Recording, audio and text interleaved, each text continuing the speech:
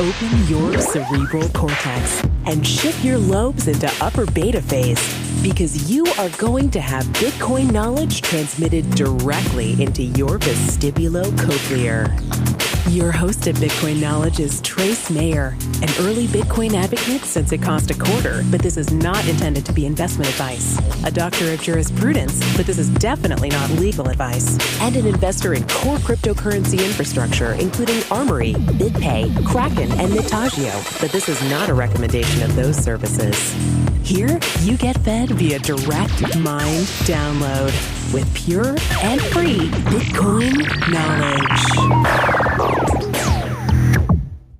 Okay, welcome back to the Bitcoin Knowledge Podcast. We have a tremendous interview with Mark Friedenbach. He's been a core Bitcoin developer for quite a few years now. Welcome to the podcast, Mark. Oh, thank you for having me. Yeah, so I remember we first met, at the Coin Summit conference in San Francisco a few years ago. Yeah, beginning of last year, yeah. Yeah, so it's, you've been involved in Bitcoin for a long time. Maybe you can tell a little bit of your background, like how'd you get involved in the magic internet money? Yeah, it's a story I sometimes tell that, the first time someone had set me aside and told me about Bitcoin, I thought, stupidest idea in the world, never take off. But Bitcoin is like that. It takes a little bit of time to really understand its full potential. And once it does, it bites you like a bug and you just can't get away from it. So I had been volunteering my time a little bit, working on a few Bitcoin proposals. And 2013, I had a career opportunity change. I took it and I went full-time doing Bitcoin stuff, first with the community and later helped organize the company I'm with right now at Blockstream. Yeah, so we actually had a week with Dr. Adam Back, one of the co-founders of Blockstream. And he said, one of the things with Bitcoin is that you get in there, you start working on it, you think you understand it, but the more you keep digging into it, the more new things you figure out about it. And so it actually becomes very dangerous for people that think they understand it because they've done a little bit of work on it, but they just really don't know what they don't know, and they don't know that they don't know it, and yet they think they understand it. And it's just this really bad false sense of security. Do you think there's much to that perspective on Bitcoin? Are you always kind of learning something new with it and how it all interacts with itself and the sheer complexity of what we're dealing with here? Yeah, that's a very interesting question because Bitcoin is a very multi-layered piece of software and also a very multi-layered idea. There's a lot going on in the code base and a lot going on behind it, that the scenes, the incentives that make it work, which aren't readily apparent to people who just get involved in Bitcoin for the first time. For me, that was my initial hang-up. It wasn't until I realized Bitcoin wasn't so much a currency or even a way of burning electricity to make money. It was more a way of getting settlement and trust, getting two parties who don't trust each other to arbitrate and come to agreement on anything. It doesn't have to be about money, in a way that was non-coercive. And that's something that's never really existed in human history. And that was what was so exciting. Now, of course, Bitcoin has the currency attached to it, and it's very important, very essential, but it is so much bigger than that. And because of that, there's a lot of trade-offs that are made to keep Bitcoin having its trustlessness, its properties of permissionless innovation and censorship resistance. These come from its decentralization, the ability for anyone to participate in the creation of the ledger. And the incentives at work here are very nuanced and they're multifaceted, and the incentive structures themselves are somewhat fragile. You have to take great care to protect them. And it's something that a lot of people who just start to get involved in Bitcoin development often aren't versed on, aren't understanding that, what might be a trivial change in one project changes incentives so drastically that it makes Bitcoin non-viable.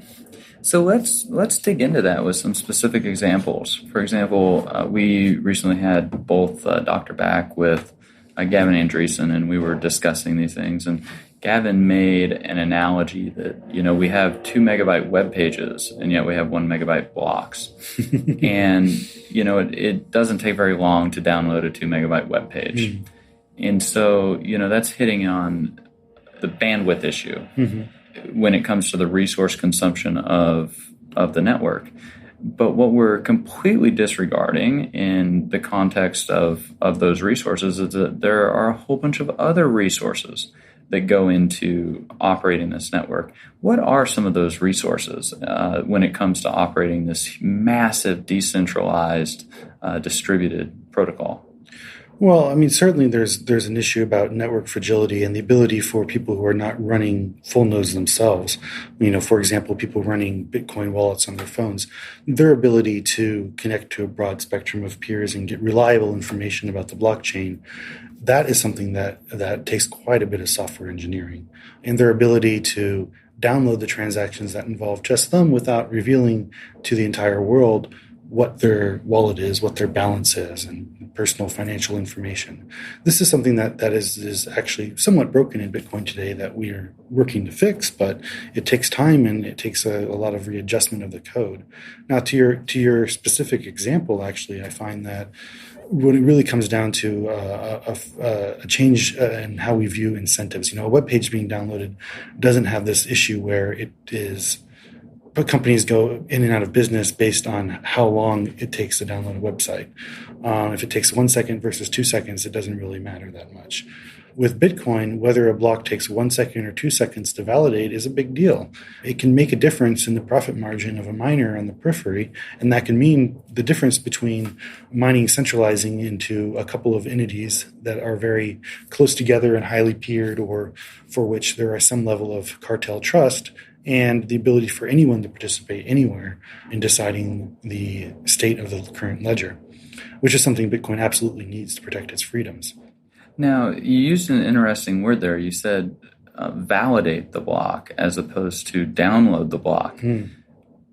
I mean, download, that corresponds to bandwidth and internet connectivity and things like that. But when you use a word validate, I mean, what resources are we talking about using in order to perform that particular function? Well, these days with full blocks, you actually need some pretty beefy hardware to keep up the speed quickly with blocks as they come in. When your computer receives a block from the Bitcoin network, it takes it apart and looks at each transaction and makes sure it is following the rules, including checking the signatures, which involves a fair amount of serialization of data, hashing, and signature checks that themselves are fairly fast. It happens in the blink of an eye each case, but if you have thousands of these in a block, then it's a lot of blinks of the eye, and it adds up over time.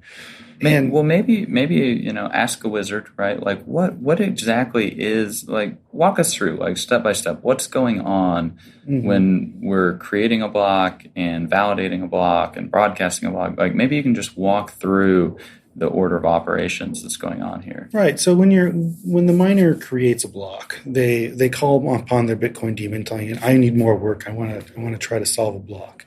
And what the mining node does is it looks at its current ledger, the UTXO set. It looks at the and a UTXO. What? Yes. I mean, is this a UFO? Are there aliens in these UTXOs? Well, thank you for catching that. The UTXO it stands for unspent transaction outputs, and your wallet consists of a number of these coins or unspent transaction outputs that you possess the private keys towards. And whenever you create a transaction sending money, you aggregate a couple of these coins together, send some along their way, and take the rest as change in a new coin. When a miner is creating a new block, what they do is they take their list of which of these are still outstanding, and then they look at the transactions they have at hand, and they say, okay, which of these are spinning currently unspent transaction outputs, and then we'll sort them by fee and include the ones that are the most profitable to us at the start. And then this is something that they need to do fairly often because transactions are continuously coming in. They want to be responsive. They want to be able to add new transactions in on the block that they're working on. But they also need to be able to occasionally rebuild the blocks to create new work on a regular basis. So we do want that to be fairly snappy. On the other end, once they found a block, they then need to transmit that block to the rest of the network. And the rest of the network downloads the block onto their machines. They read out the same transactions, and they check themselves. Okay, I know which outputs are okay, which outputs have not been spent, and which ones are okay to be used. And they check and verify, okay, no double spends have gone on. They check the signatures to see that they match. And it's fairly straightforward operations, but there's a lot of them to be done for a lot of transactions in each block, and it ends up adding up. It can usually end up being somewhere on the order of a second or so for a typical block, but a really bad block where it was purposely constructed could be much worse. And so when I talk about in other interviews and such that Bitcoin, your balances are cryptographically provable. You're saying that computers actually have to do all of this math to prove that, right? They do all the hard work of checking your proofs from start to finish to make sure. Yeah, your balance is cryptographically provable. You can present a proof, but it still needs to be checked. You can't just trust that it's valid. So yes, when a block is found and when it's validated, it's checking every single one of the proofs that is contained in the block to make sure that they're valid. Now, is it possible for miners to do their work but not validate the transactions, or would that get rejected by the network? Or because it sounds like this is a potential cost center, so like why spend all this money validating all of these transactions if we don't have to? Well, the miners certainly want their blocks to be valid. They want them to be able to be validated because people who are running their own nodes, like for example an exchange, would verify the transactions that are coming in and the blocks that are coming in on their end, and they wouldn't accept an invalid chain. But at the same time, because this transaction validation takes time, when a block is received by a miner, they have to wait a little while to validate the block before it is absolutely assuredly safe for them to build on top of it. Now, we have seen in recent months some miners cutting corners here and starting work on top of a block as soon as they receive the block header for it without even checking if it's valid or not. This is profitable for the miners. It makes sense for them to do it, but unfortunately it's not good for the network because it's possible that the work that they're building off of is not actually a valid block, and indeed we have seen this in some cases. And in that case, they can fork the network with majority hash power off onto another fork that is rooted on an invalid block. That invalidates the security assumptions behind SPV wallets, mobile wallets that you have on your phone or on your laptop. So miners need to do validation, and users are doing validation, and exchanges are doing validation. This is what we would call economic consensus as opposed to the distributed technical consensus of the network. Is that kind of a proper way of looking at it? And maybe you can delve into that and how it affects the different economic incentives and plays around with how people actually interact with the Bitcoin network and why they even use it. Well, economic incentive is a very interesting word.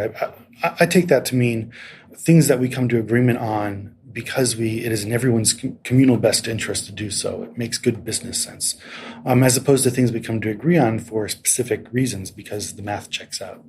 So when you're running a full node, it really just cares that the math checks out.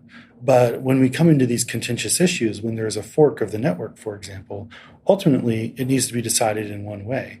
In some cases, such as the SPV mining where they weren't validating blocks, that got settled by the technical side because they were able to look it back and say, okay, we were in fact building on an invalid block.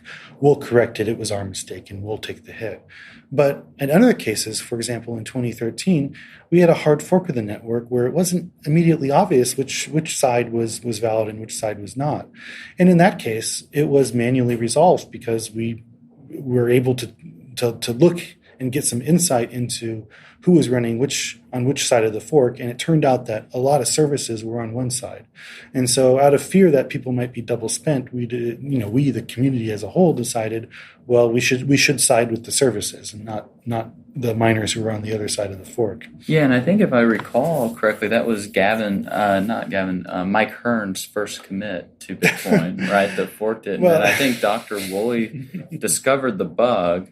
And then within 23 minutes in the IRC chat, everybody had kind of not gone from discovering the bug even existed to figuring out what caused it, coming up with a potential solution, figuring out who would be least impacted from a user experience point of view, settling on consensus, finding the right people that needed to be talked to, implementing the plan, and getting it all resolved to bring the chains back into consensus. I mean, you could say everybody, like the beehive, just went to work, right? It was, absolutely. There was a very fast reaction to that. It definitely. And I think it happened like 3 o'clock in the morning, and then so I guess depending on your time zone, US yes, time it was a bad time. And then by the morning, when everybody woke up, the users that woke up, they basically were completely unaffected in any way. Yeah, it only lasted a few hours, possibly as much as 10. My memory is a little faulty on this, but it was less than a day, and it was very quickly resolved. It does go to show there's a lot of people paying attention when one of these forks show up.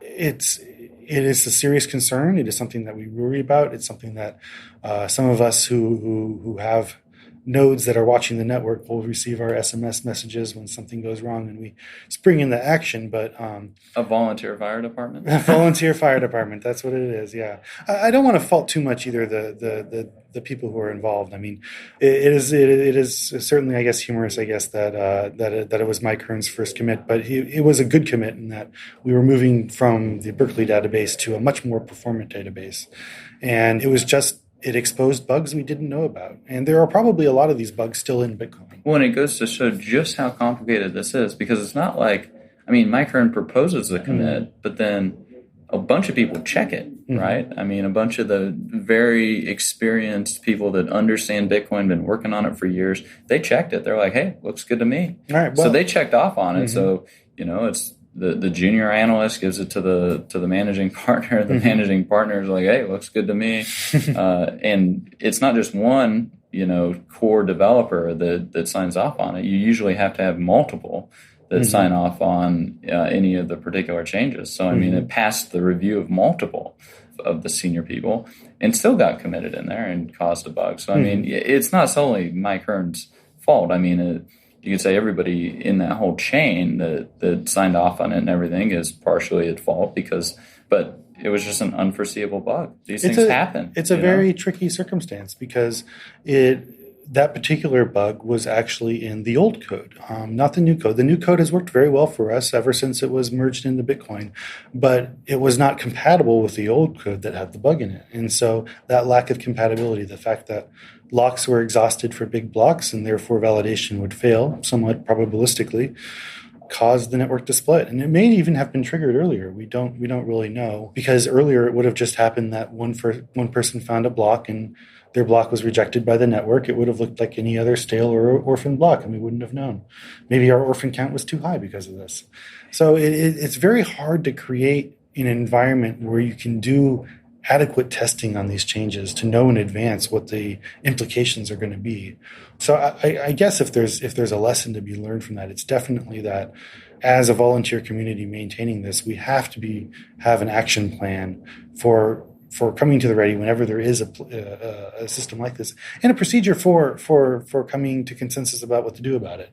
In that case, it was kind of ad hoc, but it happened, and it happened quickly, that miners were brought online and the service operators of major exchanges were brought online, and a decision was made. That's what economic majority is. That's how you make. Yeah, I mean, you've got consensus. economic majority, you've got technical competence and majority. Everybody's springing to put out the fire. And at the end of the day, it didn't really burn that much down. I mean, the price dropped like 30-40% within those couple hours, but quickly rebounded when the fire was put out. But I guess it goes to show just the sheer confidence that Bitcoin needs to gain in order to really, have this industry built on top of it, to gain the confidence of users. It's hard because, particularly in the early days, but even still now, it's true that Bitcoin operates the way it does, and with certain safeties and guarantees that are unbacked. We don't know for absolute certainty that Bitcoin is not vulnerable to the worst kinds of exploits. It's happened in a few times in its past that exploits were found, even ones that allowed anyone to spend anyone else's coins. Thankfully, they were responsibly disclosed and they were closed off very quickly before it was much of an issue. But, it's entirely possible there could be one or two more lurking in there. And so it's a little hard because we can't guarantee anything like that. Those bugs don't exist. But at the same time, we also can make slow but steady software engineering choices that diminish the likelihood of these existing or would expose them if they did. And so we've been refactoring Bitcoin. We've been streamlining it, making the code simpler, all with the goal of discovering some of these bugs. And occasionally a few have popped out. Yeah, like BIP 66. Maybe you can go in a little bit in depth about how exactly did that all play out? I mean, we didn't go splash that on the front of Reddit until after the fact, right? That happened. Actually, my coworker On Peter's first day at Blockstream, he discovered that would be Dr. Peter Wool, Dr. Peter Mr. Wool, yes. Superman, responsible for more lines of the Bitcoin code base than probably Satoshi himself. He is a machine. Yeah, and I think he's increased the scalability of it 50 to 100x over the last year or so. At least that. I mean, the only way we're able to handle 1 megabyte blocks now is due primarily to Peter's work. Also, perhaps Matt Corallo's relay network. Yeah. So, anyways, back to so BIP 66. Before seeing the phrases of Dr. Woolley. So BIP 66 was a bug that has always existed in Bitcoin from day one. And what it was is we rely on this external library, OpenSSL, for doing signature validation. And as it turns out, this was unknown even to the OpenSSL authors, I believe, but its behavior on 32-bit and 64-bit machines is inconsistent. So it has been entirely possible since the birth of Bitcoin to author a transaction which would validate on a 32-bit machine, but would not validate on a 64-bit machine, or possibly vice versa. And this, of course, is it's a ticking time bomb, because anyone who authored such a transaction, and it's not a common transaction, would have immediately split the network, somewhat arbitrarily, between 32-bit nodes and 64-bit nodes.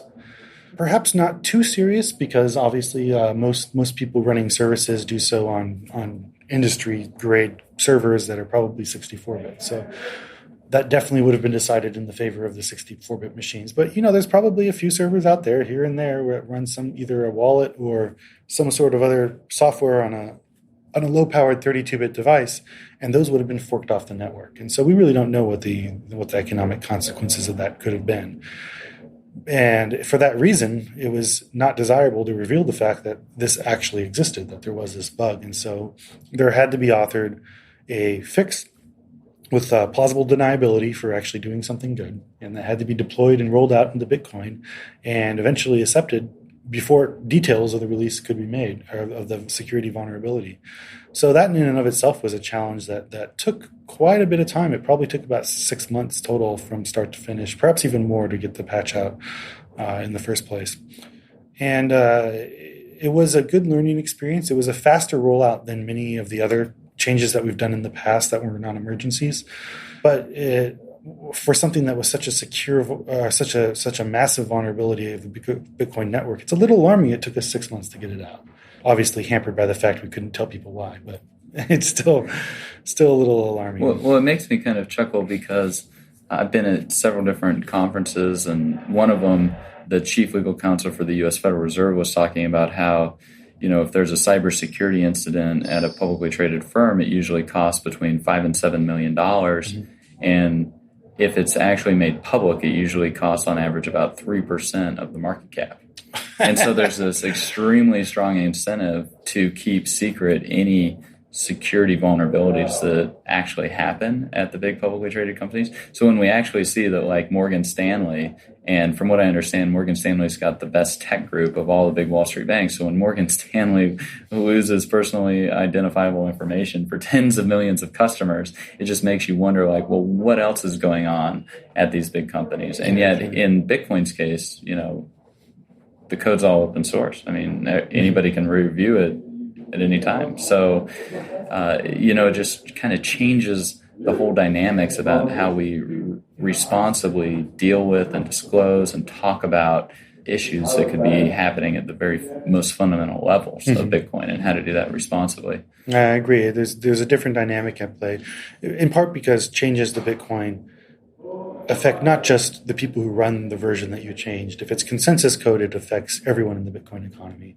And so to have the power to make a change, even without forcibly rolling it out, that could affect a multi-billion-dollar economy, is a pretty unique situation. Well, we've had just a tremendous and excellent interview with Mark Friedenbach, a core Bitcoin developer for several years. Thanks so much for being with us, Mark. Thank you.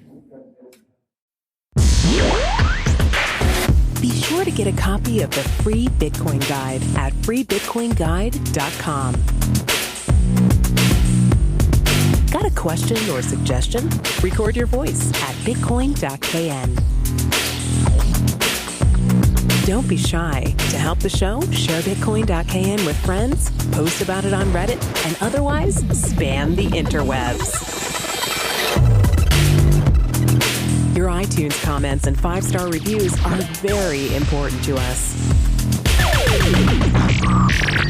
Please continue tuning in to the Bitcoin Knowledge Podcast, where we release interviews with the top people in the Bitcoin world. Now take some choline and let that Bitcoin knowledge consolidate.